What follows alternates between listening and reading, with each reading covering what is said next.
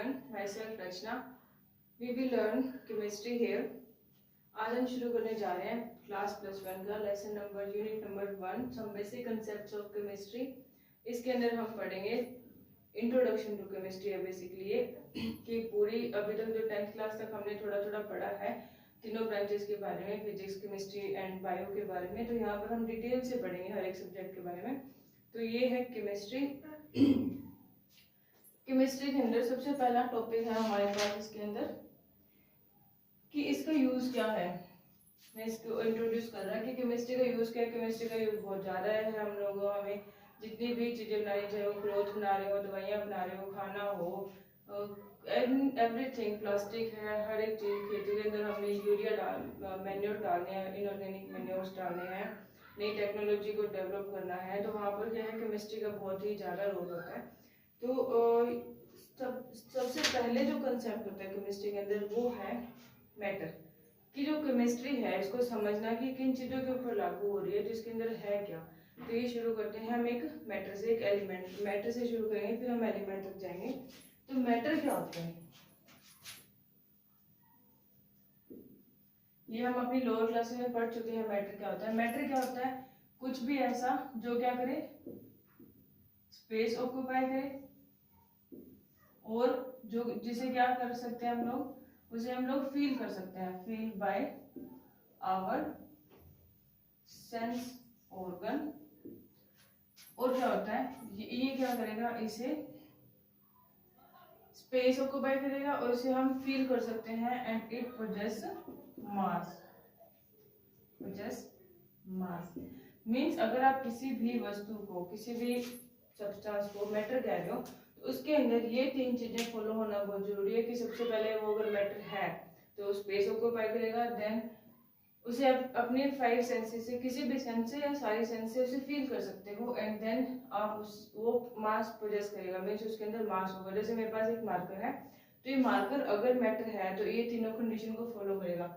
सबसे पहले space occupy करेगा। ऑब्वियस बात है, अगर मुझे इसे कहीं प्लेस करना है, रखना है, तो इसे स्पेस होगा वहां पर, तभी ये रख पाऊंगी। देन उसको आप फील कर सकते हो। मैं इसे फील कर सकती हूँ, मैं इसे मेरी आई से देख सकती हूँ, मैं इसे अपने हाथ से टच कर सकती हूँ। तो मीन्स इसके ऊपर मेरी 2 सेंस काम कर रही है। तो देन अगर इसे मैं कहीं पे हिट कर रही हूँ तो इसकी जो आवाज़ है वो भी मैं अपने कानों से सुन सकती हूँ। तो मीन्स इसे मैं अपने 1 या 2 या सारी 5 सेंसेस से अगर जिस भी चीज़ को आप महसूस कर सकते हो, फील कर सकते हो, वो मैटर है। देन है हमारे पास कि पोजेस मास। ये क्या करेगा, इसके अंदर मास भी होगा, मीन्स इसके अंदर कुछ ना कुछ वेट जरूर होगा। हर एक मैटर की यही कंडीशन रहेगी। देन है हमारे पास क्लासिफिकेशन ऑफ मैटर।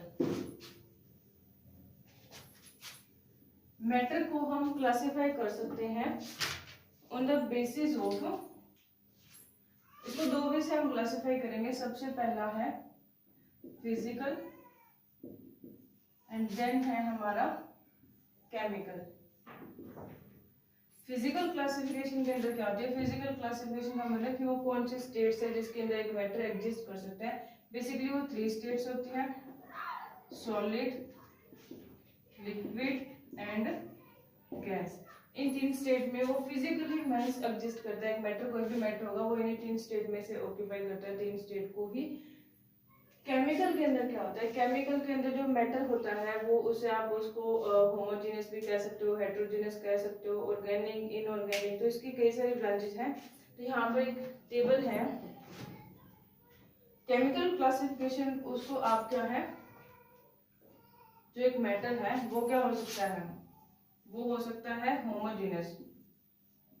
होमोजेनियस का मीनिंग कि वो जो भी मैटर है वो बिल्कुल प्योर। जैसे ये यहाँ पे आपको ब्लैक बोर्ड दिख रहा है, ये सॉलिड है, इसके अंदर एक फेज है। फेज का मतलब ये जो स्टेट सॉलिड, लिक्विड, गैस होती है, इनमें से एक स्टेट में एग्जिस्ट कर रहा है, मीन्स ये सिंगल फेज है। देन इसकी अपीयरेंस बिल्कुल आपको यूनिफॉर्म दिख रही है। तो मीन्स होमोजेनियस का मीनिंग होता है, ये एक आपको मैं फिजिकली दिखा रही हूँ। तो मैटर अगर वो होमोजेनियस है तो मीन वो थोरोली इसी तरह से एग्जिस्ट करेगा।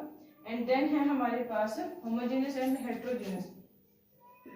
हेट्रोजेनियस, हेट्रोजेनियस में क्या होगा, उसके अंदर अलग अलग चीजें होंगी। जैसे अभी इस पूरे अगर ब्लैक बोर्ड को कंसीडर करोगे तो ये जो बीच वाला प्लास्टिक है एंड यहाँ पर हमारे पास एक मेटल है। तो यहाँ पर अब ये क्या हो गया, हेट्रोजेनियस। इंटरनल जो स्ट्रक्चर है हमारा व्हाइट बोर्ड है, वो होमोजीनियस है, and board with its boundary ये हमारे पास क्या है, हेट्रोजीनियस। देन है हमारे पास केमिकली क्लासिफिकेशन में आप इसको और भी इसको कह सकते हो, आपका जो मेटल है वो केमिकली वे में वो क्या हो सकता है, वो प्योर हो सकता है, वो क्या हो सकता है, मिक्सचर हो सकता है, ठीक है। वो बिल्कुल अपनी प्योरेस्ट फॉर्म में एग्जिस्ट कर सकता है। प्योरेस्ट फॉर्म में मींस जैसे वो आपके पास यहाँ पे प्योरेस्ट फॉर्म में सिर्फ आपके पास एलिमेंट्स होते हैं, उनके बारे में हम बाद में पढ़ेंगे। एलिमेंट्स, देन मिक्सचर है, मिक्सचर में इसकी कोई भी मेटल है वो मिक्स होकर बनी हुई है, जैसे मेरे पास ये मार्कर है तो ये क्या है, प्लास्टिक है, तो प्लास्टिक है, इसके अंदर कौन कौन सी चीजों को ऐड करके बनाया गया होगा, तो एक मिक्सचर का भी फॉर्म हो सकता है। देन एक और होता है यहाँ पर, वो होता है कि वो ऑर्गेनिक है मेटल या इनऑर्गेनिक है, इनऑर्गेनिक। तो जो मेटल है वो ऑर्गेनिक या इनऑर्गेनिक है, ऑर्गेनिक मीन्स कि हमें नेचुरली कहीं से मिल रहा है, प्लांट से या एनिमल से, और इनऑर्गेनिक मीन्स जिसे हम लैब के अंदर प्रिपेयर कर रहे हैं। तो ये है एक ब्रीफ सा डिस्क्रिप्शन, इनके बारे में हम एक एक टर्म को डिटेल से करते हैं अभी आगे। तो इनके अंदर टर्म्स है जो, सबसे पहले solid, liquid, gas, I think define करने की कोई जरूरत नहीं है। सॉलिड क्या होता है, जिसके अंदर मास होगा, उसे स्पेस चाहिए, देन इसकी वॉल्यूम जो फिक्स रहती है, सॉलिड होता है सेम वे में। लिक्विड है, उसकी वॉल्यूम है वो चेंज नहीं हो सकती, ये कंप्रेसिबल कम होता है, गैस है बहुत ज़्यादा कंप्रेसिबल होती है। मीन्स वही 10th वाली डेफिनेशन है, आपको बुक की पीडीएफ मिल जाएगी, वहाँ से ही कर लेना। केमिकली जो हम अभी शुरू कर रहे हैं वो है हमारी फर्स्ट डेफिनेशन एलिमेंट की। First one is element. अभी एलिमेंट क्या होता है, एलिमेंट्स होते हैं हमारे पास वो सब्सटेंस जिनसे हमने बाकी सारे मेटल्स को बना रखा है। मीन्स पूरी की पूरी दुनिया में जितने भी कंस्ट्रक्शंस हैं वो उन एलिमेंट्स को मिला के बनती है। और ये सबसे पहली बात ये क्या एक प्योरेस्ट फॉर्म है। मीन्स एलिमेंट का मीनिंग है कि जो भी एलिमेंट आपको गिवन होगा मीन्स वही गिवन होगा, उसके अलावा कुछ नहीं मिलेगा आपको। वो होता है हमारे पास element in its pure form. And then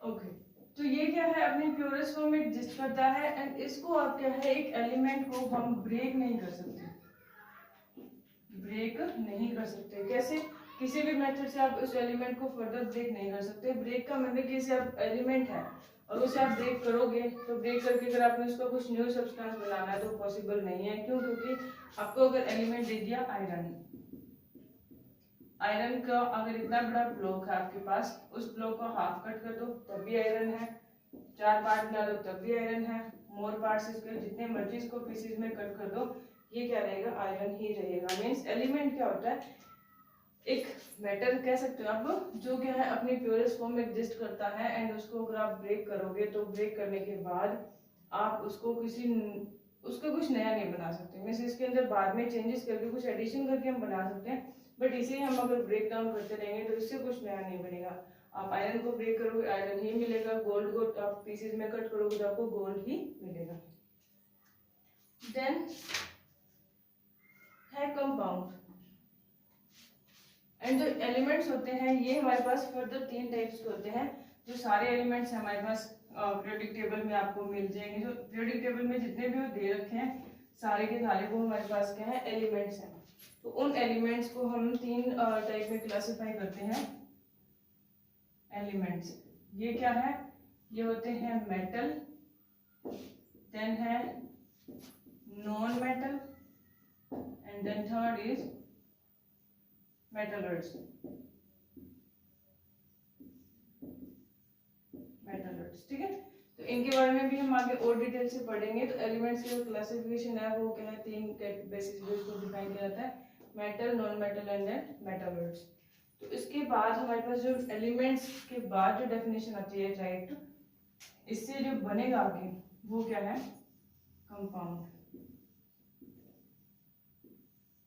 अब ये कंपाउंड क्या है, कंपाउंड में जैसे थोड़ा कॉम्प्लेक्स हो गया होगा कुछ, तो हाँ ये कॉम्प्लेक्स फॉर्म ही है एलिमेंट्स की। इस यहाँ पर हम क्या करेंगे, ये होता है मिक्सिंग ऑफ एलिमेंट्स, ठीक है। एलिमेंट्स की मिक्सिंग को हम बोलते हैं कंपाउंड बनाना, बट आप ऐसे ही मिक्सिंग नहीं कर सकते जितना आपका मन किया न हो। ये मिक्सिंग होती है एलिमेंट्स की इन फिक्स रेशियो। आपको ये चीज ध्यान रखना बहुत जरूरी है। कंपाउंड तभी बनेगा जब आप किन्हीं भी एलिमेंट्स को एक फिक्स रेशियो में ही मिक्स करोगे, तभी आप क्या है कुछ बना सकते हो। जैसे बिल्कुल बेसिक सा एग्जांपल देती हूँ मैं वाटर का। मेरे पास दो एलिमेंट्स है, एक है हाइड्रोजन, एक है ऑक्सीजन। ठीक है, मैं इन्हें मिक्स करके कुछ बना रही हूँ। जैसे मैंने एक बनाया, हाइड्रोजन का मैंने एक लिया, ठीक है, ऑक्सीजन का मैंने एक लिया, ये कंपाउंड हो गया। देन हाइड्रोजन मैंने दो ले लिए, ऑक्सीजन मैंने एक ले लिया, हाइड्रोजन मैंने एक लिया, ऑक्सीजन दो। अगेन हाइड्रोजन मैंने दो ले लिए, ऑक्सीजन भी मैंने दो ले लिए, हाइड्रोजन मैंने तीन, ऑक्सीजन दो, हाइड्रोजन दो, ऑक्सीजन तीन।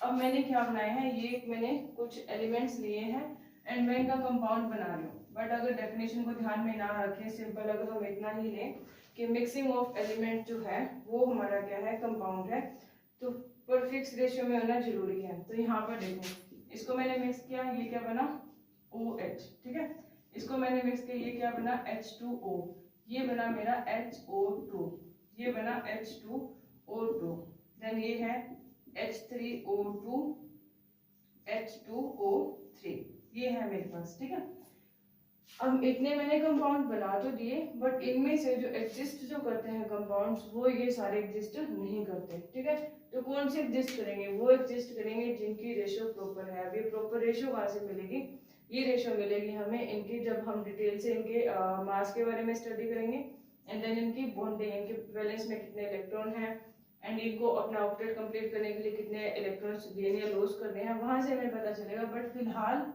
जो मैंने कंपाउंड बनाए इतने सारे, इनमें से सिर्फ एग्जिस्ट करता है H2O2, hydrogen peroxide and then water.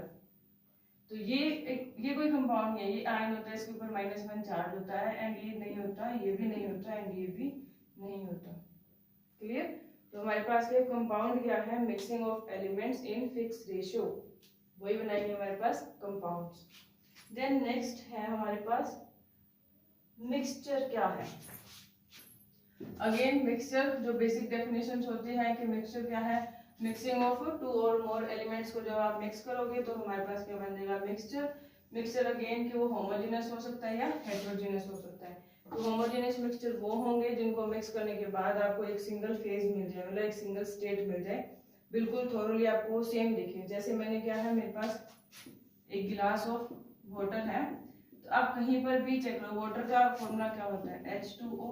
आप पूरे ग्लास में से जो वाटर है वहीं से आप कहीं से भी एक सैंपल उठाओगे तो आपको जो है हर जगह से क्या है इस यही कंपाउंड मिलेगा आपको। तो मीन्स ये क्या है, थोरली सेम है।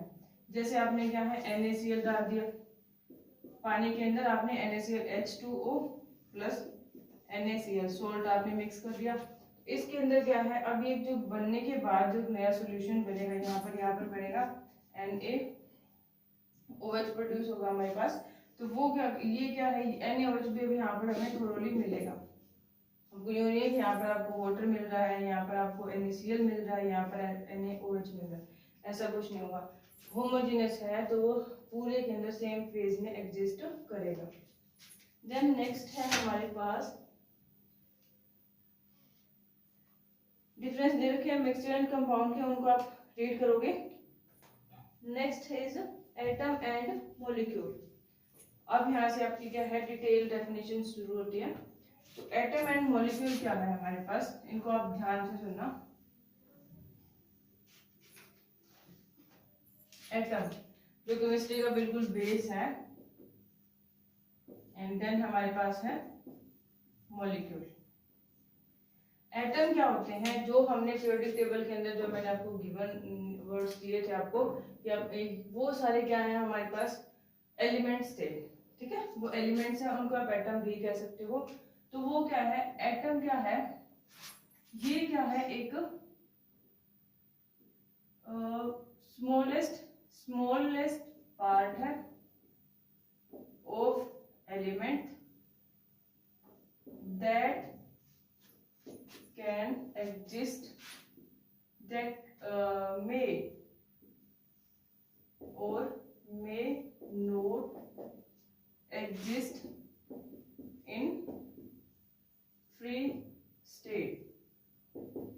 अब अगेन मॉलिक्यूल की मैं डेफिनेशन लिख रही हूँ यहाँ पर।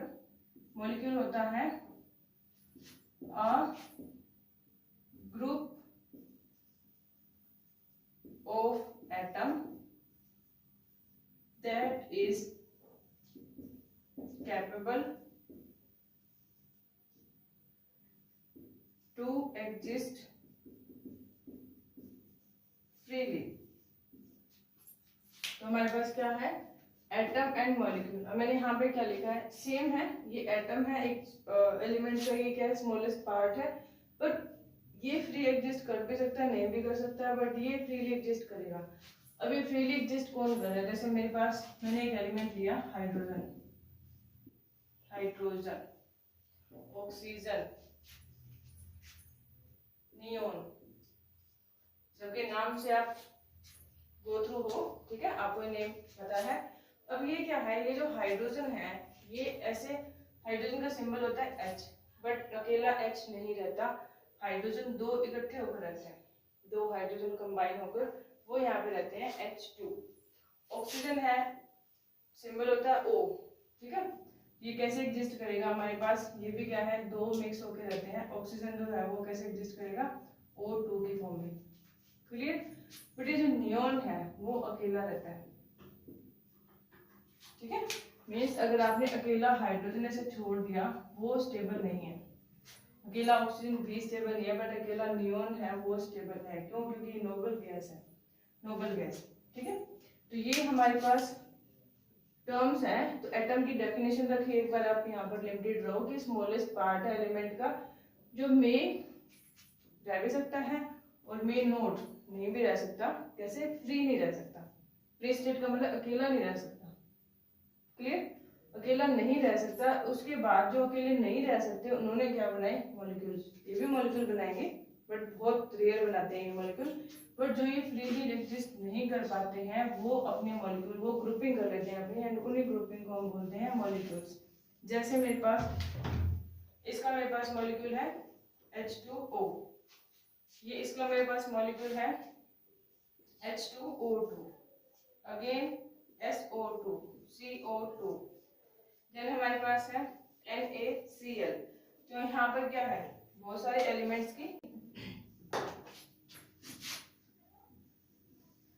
यूनिट्स में, जैसे अब मेजरमेंट करते हैं तो अब हमारे पास कोई बड़ी डिस्टेंस मेजर करनी है, हम मीटर, किलोमीटर, सेंटीमीटर ऐसे मेजर कर लेंगे, बट केमिस्ट्री में जो हमें एटम्स होते हैं वो क्या है, विजिबल नहीं होते, तो उनके लिए हमें क्या करना पड़ेगा, हमें और ज़्यादा शॉर्ट डिस्टेंसेस के बारे में सीखना पड़ेगा। जैसे 1 मीटर है, उसके अंदर हम क्या कहते हैं कि उसके अंदर 100 सेंटीमीटर होते हैं, ठीक है, बट ऐसे ही जो आगे और लेवल डाउन लेवल पर जाएंगे, जैसे आपको पता है कि 1 मिलीमीटर जो होता है उसमें क्या होगा, 1 मिलीमीटर क्या होता है, 1/1000 मीटर होता है, मीन्स इसको आप कैसे लिख सकते हो, इसको हम लिख सकते हैं 10⁻³ जितनी जीरो होती है उतनी जीरो की आप पावर बनाएंगे, एंड देन नीचे है, नीचे से आप ऊपर लेके जा रहे हो तो वो क्या हो जाता है, माइनस में चेंज हो जाता है, क्लियर। तो ये क्या है मेरे पास 1 मिलीमीटर इक्वल टू 10⁻³ मीटर। तो ये तो मिलीमीटर तक तो आप जानते हो। जैसे अगेन आगे हमारे पास है नैनोमीटर, नैनोमीटर, नैनो का मीनिंग होता है 10⁻⁹ मीटर। 1 नैनोमीटर कितना होता है, ये कितना nanometre, 1 nanometre is equal to 10⁻⁹ metre. Then next है हमारे पास एंगस्ट्रॉम। 1 एंगस्ट्रॉम कितना होता है, 1 एंगस्ट्रॉम, इसको एंगस्ट्रॉम का आपने इसी से लिखना है, यहाँ पर आपने डॉट लगानी है, सर्कल स्मॉल। 1 एंगस्ट्रॉम होता है वो इक्वल होता है 10⁻⁻10 मीटर के, ये है 1 एंगस्ट्रॉम, क्लियर। तो इस वजह से आपको बुक के अंदर एक टेबल बना के दे रखी है, आपने सारी डिस्टेंसेस लर्न करनी है, क्योंकि हमारे पास जो एटम है वो हमें नेक्ड आई से विजिबल नहीं होते, उन्हें माइक्रोस्कोप के अंदर देखते हैं तो उनकी जो डिस्टेंस है वो नैनो में, एंगस्ट्रॉम में, फर्मी में, फेम्टो में ऐसे चलेगी, पिको में। तो वो डिस्टेंस आपको आनी जरूरी है, तो आप इनको लर्न कर लेना। देन नेक्स्ट है हमारे पास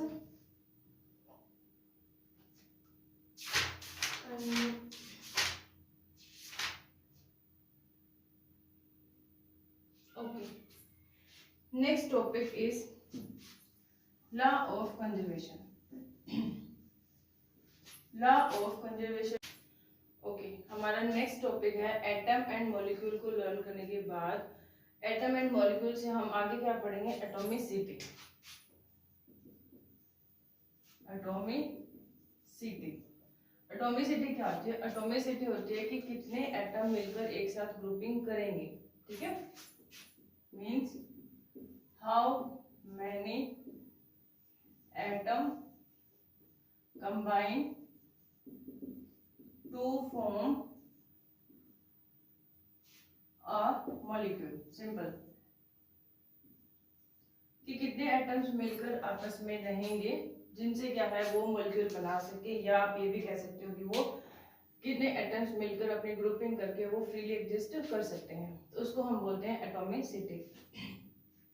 तो एटॉमिसिटी कैसे आएगी इसके बारे में डिटेल हम पढ़ेंगे सेकेंड यूनिट के अंदर, जहां पर आपको वैलेंसी के बारे में कंप्लीट डिटेल से बताया जाएगा। तो एटॉमिसिटी यहाँ पर सिर्फ आपको नंबर बताया जा रहा है, जैसे हाइड्रोजन की एटॉमिसिटी क्या होती है 2, मतलब कितने एटम मिलकर एक साथ रहेंगे मॉलिक्यूल बनाने के लिए। ऑक्सीजन 2 रहेंगे, हीलियम अकेला रहेगा क्योंकि क्या है नोबल गैस। सिमिलरली हमारे पास कार्बन है, वो बहुत सारे रह सकते हैं, 10th क्लास में हमने पढ़ा है कैटेनेशन प्रॉपर्टी है, कार्बन तो बहुत ज्यादा एग्जिस्ट करते हैं एक साथ। नाइट्रोजन है, 2 नाइट्रोजन एक साथ रहते हैं। इस तरह से क्या है हमारी जो एटॉमिसिटी है वो डिपेंड करेगी कि कितने एटम एक साथ मिलकर रहेंगे ताकि वो क्या है फ्रीली एग्जिस्ट कर पाए। देन नेक्स्ट है हमारे पास एटॉमिक मास। चलिए एटॉमिक मास के बारे में अब हम पढ़ेंगे। एटॉमिक मास एक नंबर है, जैसे नॉर्मली हम किसी चीज का वेट करते हैं, सिमिलरली एटम का जो मास होता है उसको हम क्या बोलते हैं, उसका एटॉमिक मास बोलते हैं। तो यहाँ पर क्या है एटॉमिक मास मीन्स कितना उसके अंदर मास होगा। तो ये क्या होता है मास, मास होता है हमारे पास कि उसका जो वेट है। अभी वेट होता कितना है, वेट एक बार मैं आपको थोड़ी वेट्स की एग्जांपल दे रही हूँ। जैसे हाइड्रोजन है, उसका एटॉमिक नंबर होता है 1, हाइड्रोजन का एटॉमिक नंबर होता है 1, उसका मास नंबर भी होता है 1। तो आपको ऐसे जो सिंबल्स गिवन है, जो मैंने आप पीरियोडिक टेबल में बताया था कि ऊपर आपको क्या दे रखे हैं उनके एटॉमिक नंबर, देन उसका क्या है सिंबल, एंड देन नीचे क्या उसका मास। ये आपको क्या करना है लर्न करना है, मास नंबर, ठीक है। तो ये जो मास नंबर है उसमें आपने क्या करना है, सारी क्वांटिटीज के मास लर्न करने के बाद हम क्या है इनके फॉर्मूला मास, मॉलिक्यूलर मास ये सब निकालते हैं, ठीक है। तो एटॉमिक जो मास है वो अब हम निकालेंगे यहाँ से। तो इसके लिए निकालने से पहले आपको सिंगल एटम का मास आपको याद होना चाहिए। तो जैसे क्या है हाइड्रोजन है, हीलियम है, लिथियम है, बेरिलियम, बोरोन, कार्बन, इस तरह से इनका जो मास है इसका 1 है, 2 है, 2.9 है यहाँ पर। तो इस तरह से मास आगे चलता रहेगा। तो ये मास आपको याद कैसे होगा, एक्चुअल में जो ये मास होता है हमारे पास, ये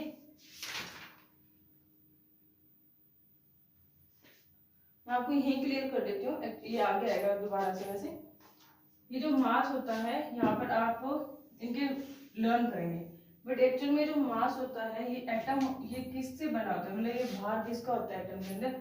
एक एटम के अंदर होता है इलेक्ट्रॉन होता है, प्रोटॉन होता है एंड देन न्यूट्रॉन होता है, 3 कॉम्पोजिशन होती है मेनली।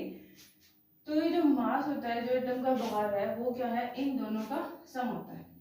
इन दोनों से क्या बनेगा हमारे पास मास। इसका कोई मास में काउंट नहीं करेंगे हम, ठीक है। तो ये मास में काउंट नहीं होगा, ये दोनों का सम होता है वो होता है मास में। और क्या होता है कि जितने नंबर ऑफ इलेक्ट्रॉन है एक प्रोटॉन, एक एटम के अंदर, एक एटम के अंदर जितने नंबर ऑफ इलेक्ट्रॉन है उतने ही क्या होंगे, नंबर ऑफ प्रोटॉन होंगे। क्लियर।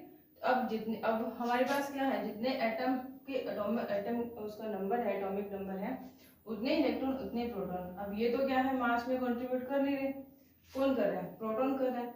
अब किसी का मास है, जैसे हाइड्रोजन का ही ले लो, हाइड्रोजन का मास कितना है, एक है, एक ही उसका एटॉमिक नंबर है। इसका मतलब क्या हुआ, इसके अंदर प्रोटॉन कितने हो गए, एक। तो इसका मतलब क्या है, मास नंबर क्या होता है, मास नंबर वो होता है प्रोटॉन प्लस न्यूट्रॉन, ये होता है हमारा मास नंबर। एटॉमिक मास जो हमारा बनेगा वो होता है प्रोटॉन प्लस न्यूट्रॉन। तो अब यहाँ पर क्या क्वेश्चन, इसका कंक्लूजन क्या होगा कि हाइड्रोजन का एटॉमिक नंबर भी 1 है, मास नंबर भी 1 है, तो इसका मतलब क्या होगा, यहाँ पर न्यूट्रॉन की संख्या कितनी होगी, 0। तो अभी ये आपको बताने से एक आइडिया देने का मेरा जो रीजन है वो ये है कि आपका जो ये मास है, जब आप लर्न करोगे तो कुछ एक का मास क्या आपको एग्जैक्ट डबल मिल रहा है, कुछ एक का मिल रहा है आपको पॉइंट्स में, ऐसे समथिंग वेरी करेगा वो। क्लियर। तो आपने उसको एज इट इज लर्न करना है। हम ये आगे सीखेंगे कि जो n की वैल्यू चेंज हो रही है, प्रोटॉन तो उतने देंगे जितने उसके इलेक्ट्रॉन है, जितना उसका एटॉमिक नंबर है, n की वैल्यू कम ज्यादा होती है, इसीलिए आपका मास भी क्या होगा, आपको जितना एक्सपेक्टेड करके चलते हो उससे कम ज्यादा मिल सकता है। तो ये है हमारा मास नंबर। तो अपने मास भी हर एक एटम के लर्न करने हैं। देन नेक्स्ट टॉपिक है हमारे पास, हाँ जी, अब एटॉमिक मास से हम क्या बनाएंगे, कुछ न्यूमेरिकल्स देखते हैं हम लोग एटॉमिक मास के। न्यूमेरिकल्स क्या है, आपने एटॉमिक मास फाइंड करना है, किसका, मॉलिक्यूल्स है H2O, SO2, NaCl, CH4, COOH। Then हाँ, इनका हम मॉलिक्यूलर मास फाइंड करते हैं। इनका मॉलिक्यूलर मास फाइंड करने के लिए आपको सबसे पहले इनके एटॉमिक मास याद होने चाहिए। मैं यहाँ पर लिख देती हूँ। हाइड्रोजन का एटॉमिक मास 1 होगा, यहाँ पर ऑक्सीजन का कितना होगा 16 यूनिट, इनके यूनिट यू ही लगता है पीछे, ये भी हम आगे करेंगे यूनिट। देन है सल्फर का 32 यूनिट, देन है Na 23 यूनिट, देन है क्लोरीन 35.5 यूनिट, एंड देन ये हमारा हो चुका है, ठीक है। एंड कार्बन, कार्बन का होता है 12 यूनिट। इनको यूज करके हम लोग क्या करेंगे, इनके एटॉमिक मास फाइंड करेंगे। तो आपको ये क्वेश्चन आता है न्यूमेरिकल से आपके एटॉमिक मास के, एंड आपको एटॉमिक मास फाइंड करना आना बहुत ही ज्यादा जरूरी है, क्योंकि ये केमिस्ट्री में हर जगह आपको यूज करना पड़ेगा। तो एटॉमिक मास, और ये कभी भी आपको फाइंड करना पड़ेगा, तो आपको ये मास गिवन नहीं होंगे, ये मास आपको खुद से ही लर्न करने हैं। कोई आपको कहीं पर मास गिवन हो भी सकते हैं, नहीं भी हो सकते, मीन्स आप गारंटेड नहीं हो सकते, तो आपको ये मास अपने लर्न होने चाहिए। चलो, हाइड्रोजन का हम, वाटर का हम एटॉमिक मास निकालते हैं। आपने क्या करना है, सबसे पहले आप इसको लिखो, हाइड्रोजन जो आपका एटम है पहला, मल्टीप्लाई बाय उसके कितने एटम हैं, हाइड्रोजन के 2 एटम है, प्लस ऑक्सीजन। क्लियर। सभी को पहले इसी फॉर्म में लिखो। सल्फर कितना है 1, प्लस ऑक्सीजन कितना है हमारा 2, नेक्स्ट है हमारे पास Na into 1 plus Cl into 1, next है मेरे पास कार्बन इंटू 1। अब यहाँ पर आप ये कार्बन ऐसे भी कर सकते हो सिंगल सिंगल, एक और भी होता है इसका, वो भी देखते हैं बाद में। देन है plus hydrogen into 4 plus C into 1 plus O into 1 plus O into 1 plus H into 1। आप इसको इतना लॉन्ग भी लिख सकते हो। अगर इसको शॉर्ट करना है तो क्या करोगे, आप एक जैसे एटम्स को काउंट कर लो। जैसे यहाँ पे कार्बन कितने हैं 2, तो आप क्या लिखो इसको C इंटू 2। हाइड्रोजन कितने हैं 4, एंड एक यहाँ पर है 5, प्लस करके हाइड्रोजन इंटू 5 प्लस ऑक्सीजन कितने हैं 2, प्लस क्या करेंगे आप O इंटू 2। आप इस तरह से लिखें ताकि इसको करना इजी हो। यहाँ पर आपको एक भी कैलकुलेशन अगर मिस हो जाती है तो प्रॉब्लम होगी, क्योंकि फॉर्मूले लेंथी ही होंगे। क्लियर। अब इनको हम क्या करते हैं, कैलकुलेट करते हैं। तो हम इसको इस फॉर्म में ना लिखकर यहाँ कैलकुलेट करेंगे। अब इनके लिखिए हम इनका, अब हम फाइंड करेंगे मास। मास क्या आएगा? अब हाइड्रोजन का मास कितना है, यहाँ पे वैल्यू पुट कर दो 1। अब यहाँ पे 1 यूनिट लिखो, 1 यूनिट इंटू 2 प्लस ऑक्सीजन का 16 यूनिट इंटू 1, तो कितना हो गया 18 यूनिट। ठीक है।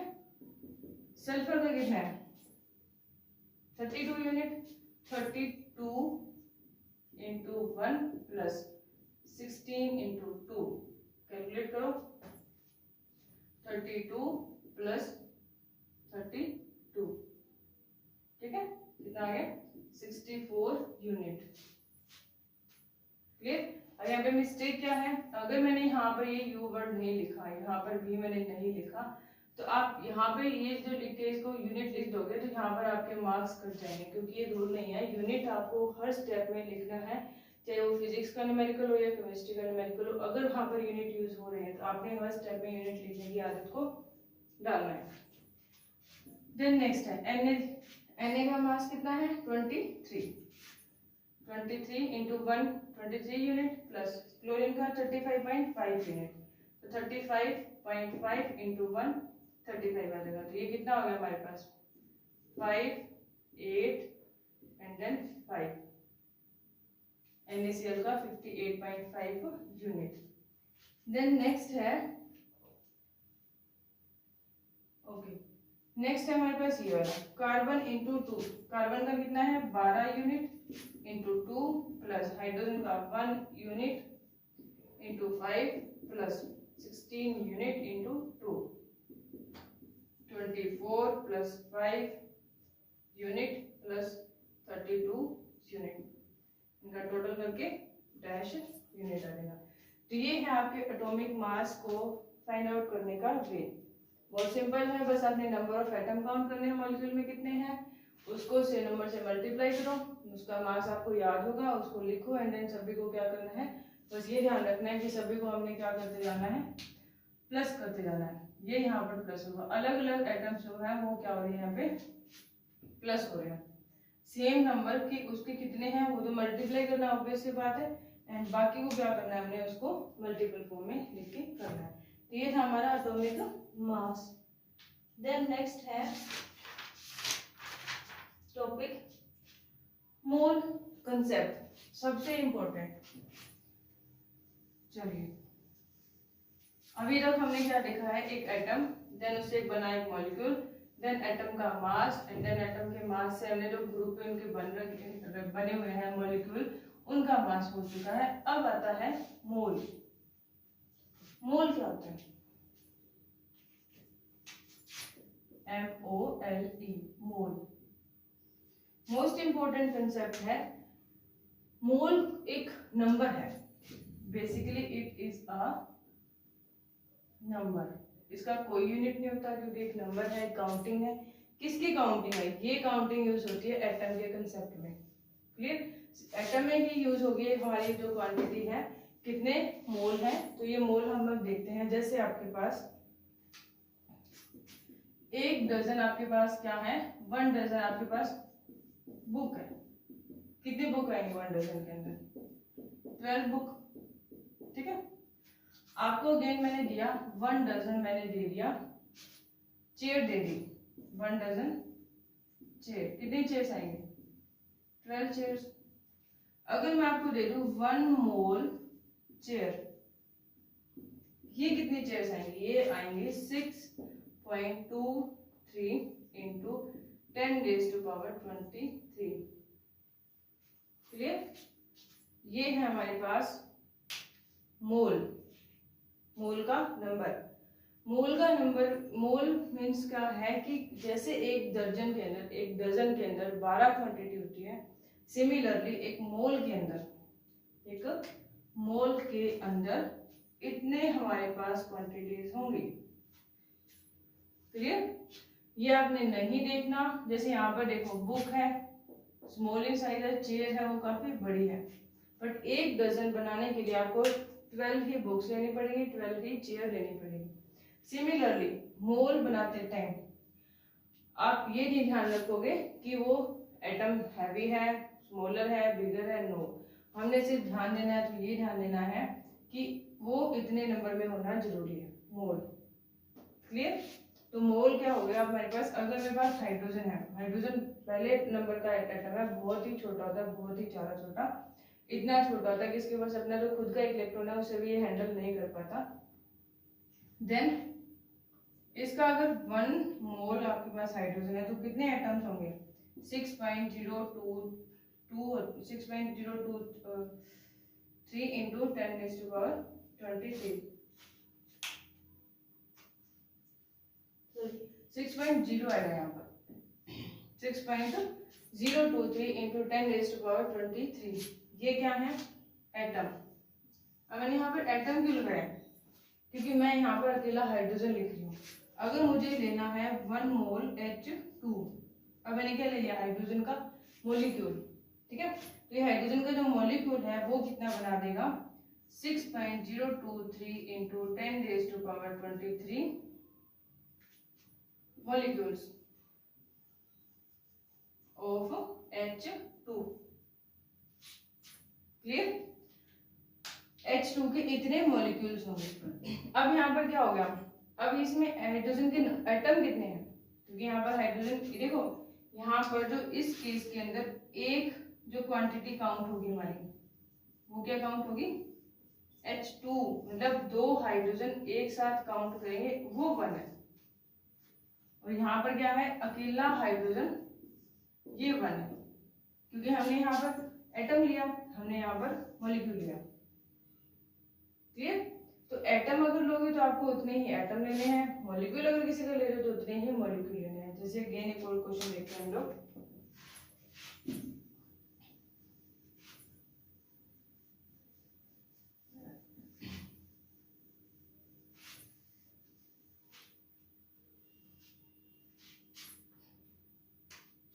क्वेश्चन जैसे मेरे पास है अगेन CH, ओ सॉरी मैंने पीछे मॉलिक्यूल लिखा था गलत लिख दिया, CH4, हाँ CH3COOH आएगा, उसको करेक्ट कर लेना। CH3COOH, 4 नहीं आएगा वहां पर। नेक्स्ट इसमें इसका हमने क्या करना है? इसका मोल देखना है। अगर इसका मेरे पास 1 मोल है मेरे पास एसिटिक एसिड का, तो वो क्या बनाएगा? 6.023 इंटू 10⁻23 CH3COOH। क्लियर? मैं इतने इसको क्या काउंट कर रही हूँ? अब यहाँ पर एक सिंगल काउंट कर रही हूँ। अगर ये सिंगल है तो मुझे एक मोल बनाना है इसका, तो मैं इस मॉलिक्यूल को कितनी बार लूंगी? इतने टाइम्स लूंगी, इतने नंबर जब लूंगी तो मेरे पास एक मोल बन जाएगा। क्लियर? अगेन अब इसके अंदर कार्बन कितने हैं? कार्बन इसके अंदर कितने आएंगे? 1 है, तो इसके अंदर 1 कार्बन, तो मैं से यहाँ पे कार्बन, टोटल कार्बन की संख्या कितनी हो जाएगी इसके अंदर? अगर हम एटम को देखें, क्योंकि तो मॉलिक्यूल का मोल बनाया मैंने, तो अगर यहाँ पर कार्बन देखें तो इसमें कार्बन 1 ही है, तो मतलब क्या है? सॉरी कार्बन 2 है, 2 कार्बन है, तो ये क्या हो जाएगा? 2 into 6.023 into 10⁻23 atom of carbon. ठीक है? इस 1 मोल के अंदर हाइड्रोजन कितने हैं? एक एटम में 4 हाइड्रोजन है, ठीक है। तो पूरे में कितने हाइड्रोजन हो जाएंगे? तो पूरा इसका ये एक मोल तैयार होगा, उसमें 4 into 6.023 into 10⁻23 atom of hydrogen. Similarly oxygen मेरे पास यहाँ पर 2 है, 2 ऑक्सीजन है, तो क्या हो गया? 2 into 6.023 into 10⁻23 atom of oxygen. Clear? I hope mole का कंसेप्ट आपको समझ आया होगा। तो बुक से मैं आपको मोल की डेफिनेशन बताती हूँ। एक मोल है हमारे पास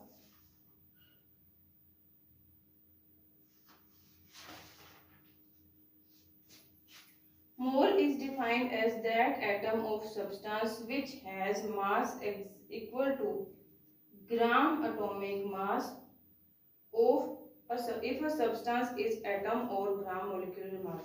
ये है हमारे पास molecular mass की डेफिनेशन। मोल की डेफिनेशन क्या है? Avogadro number may be defined as the number of atoms present in 1 gram of the element or the number of the molecule present in 1 gram of a substance. Definition आपको same यही learn करनी है। अभी definition क्या कह रही है, ये डेफिनेशन कह रही है सबसे पहले तो इसका नाम क्या बोला गया था उसने, एवोगैड्रो नंबर। ये जो नंबर है इसको हम बोलते हैं एवोगैड्रो नंबर। क्लियर। अब किसी एटम का जितना भी मास होगा, मास मीन्स एटॉमिक मास जो होगा, उसके अंदर उसका 1 मोल एग्जिस्ट करेगा। क्लियर। अगर किसी का एटॉमिक मास 58 यूनिट आ रहा है, किसी का एटॉमिक मास कितना आ रहा है 58 यूनिट, तो उसके अंदर क्या होगा, वो उसका 58 यूनिट के अंदर जितना भी उसका मास, जितने भी इसमें एटम्स आ रहे हैं या एक एटम मॉलिक्यूल जो भी आ रहा है, वो क्या बनाएगा उसका 1 मोल। क्लियर। इसके न्यूमेरिकल्स आप लोग देखेंगे, देन आपको ये क्लियर होगा, ओनली देन, बट मोल के कंसेप्ट को आपको क्लियर करना बहुत जरूरी है। तो आप यहाँ, तो हमने क्या देखा कि मोल क्या है, एक बार इसको दोबारा से हम देखते हैं। मोल का कंसेप्ट अच्छे से समझ आना बहुत ही ज्यादा जरूरी है। एक मोल ये किसके बराबर होता है, एवोगैड्रो नंबर के बराबर होता है। एवोगैड्रो को हम लिखते हैं एन बेस में, इसके सब्सक्रिप्ट में ए, एन ए, एवोगैड्रो नंबर। इसका नंबर कितना होता है 6.023 इंटू 10⁻23। अब जो भी चीज होगी, आप कोई भी एटम लो, मॉलिक्यूल लो, छोटा मॉलिक्यूल, बड़ा मॉलिक्यूल, उनकी नंबर इतना होना जरूरी है, वही 1 मोल बनाएगा। क्लियर। अब एग्जांपल के लिए मैंने लिया NaCl। क्लियर।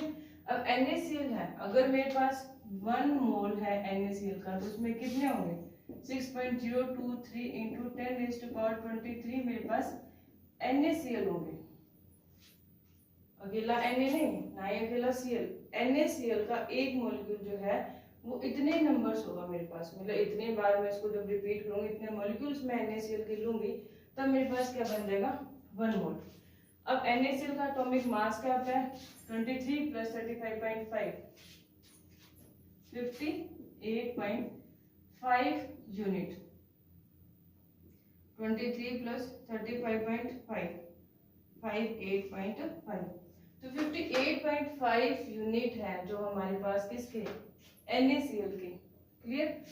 वो क्या बनाएंगे मेरे पास, वो बनाएंगे मेरे पास 1 मोल। समझ आया। 1 मोल क्या हुआ, जितना किसी का एटॉमिक नहीं, मॉलिक्यूलर मास, मॉलिक्यूलर मास जो होता है वो क्या होता है 1 मोल के इक्वल होता है।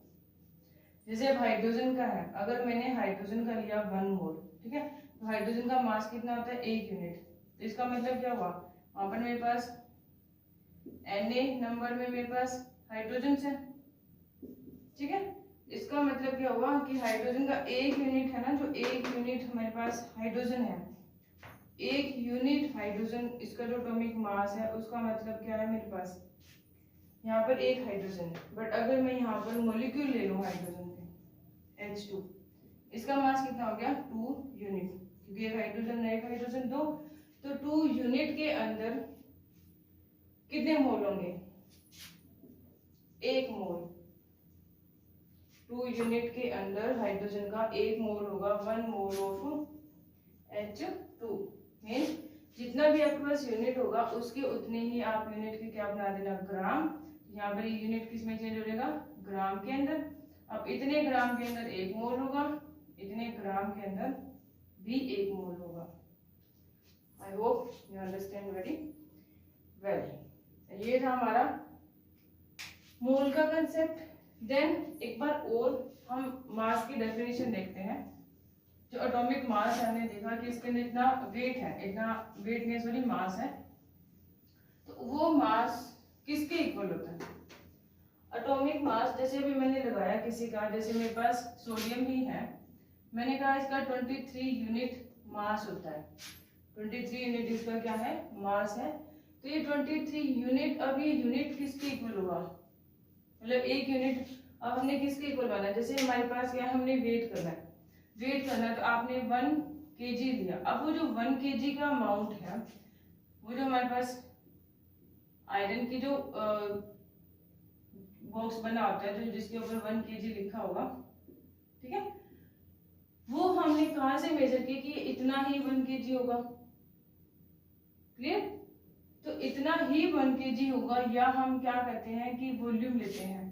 तो वॉल्यूम कितना वॉल्यूम हुआ, तो मीन्स वो जो अमाउंट हमने ले रखा है, ये 1 kg का अमाउंट हमने कहाँ से लिया है। सिमिलरली जहाँ से जैसे जिस तरह से हमने अपनी ये मेजरमेंट बनाई है, ये क्या से बना हुआ, ये क्या है, एक पूरे वर्ल्ड की इंटरनेशनल बैठक हुई, उसके अंदर डिसाइड किया गया कि पूरी दुनिया में अब से अगर 1 किलो का अगर आपने वेट बताना है कितना होगा, तो आप ये एक पार्ट ले लो, मतलब एक आयरन की उन्होंने बॉडी दी थी, वो कि हर एक की कंट्री के अंदर इसी वेट के बराबर 1 kg होगा, इसी वेट के बराबर 1 kg होगा। तो उसके जैसे जैसे फ्रैक्शन करेंगे तो उससे आप लोअर जाते जाना। तो वो क्या होता है हमारे पास एक, मतलब ये एक नेचुरली कुछ नहीं है, ये हमारा बनाया हुआ है कि इतना जो अमाउंट है वो 1 kg होगा। क्लियर। इसी तरह से ये जो यूनिट है यहाँ पर, ये यू जो लिखा हुआ है, ये किसके बराबर होता है। ये मेजरमेंट्स करने के बाद उन्होंने बताया कि जो कार्बन होता है, कार्बन कौन सा 12, कार्बन के आइसोटोप होते हैं जो आपने 10th में पढ़े हैं।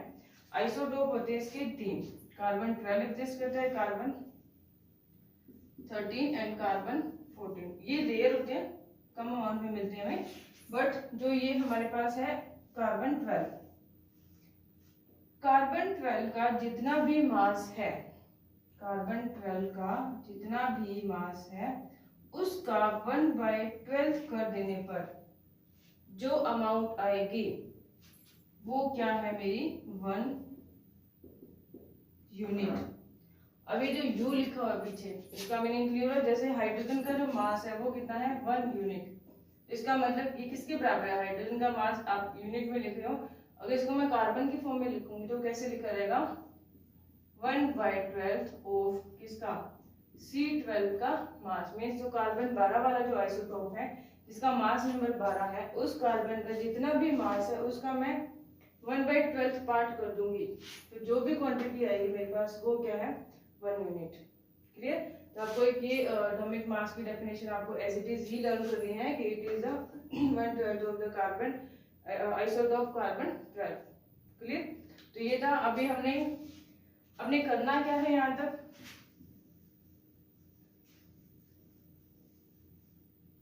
सबसे पहले हमने क्या देखा, मैटर की सारी आपने क्लासिफिकेशन करनी है, फिजिकल एंड देन केमिकल। सारी डेफिनेशंस करने के बाद हमने क्या देखा था, एटम क्या होता है, ठीक है, उसका एटम के बाद मॉलिक्यूल क्या होता है, मॉलिक्यूल के बाद कंपाउंड क्या होता है, देन मोल, देन एटॉमिक मास। क्लियर। अब आपको यहां तक क्या करना है, आपको एटॉमिक मास एंड मोल के अपने क्या करने हैं न्यूमेरिकल्स। इसकी पीडीएफ आपको दे दी जाएगी, आपने न्यूमेरिकल्स को ट्राई करना है। ये टॉपिक आपको अच्छे से अभी तक क्लियर करना है।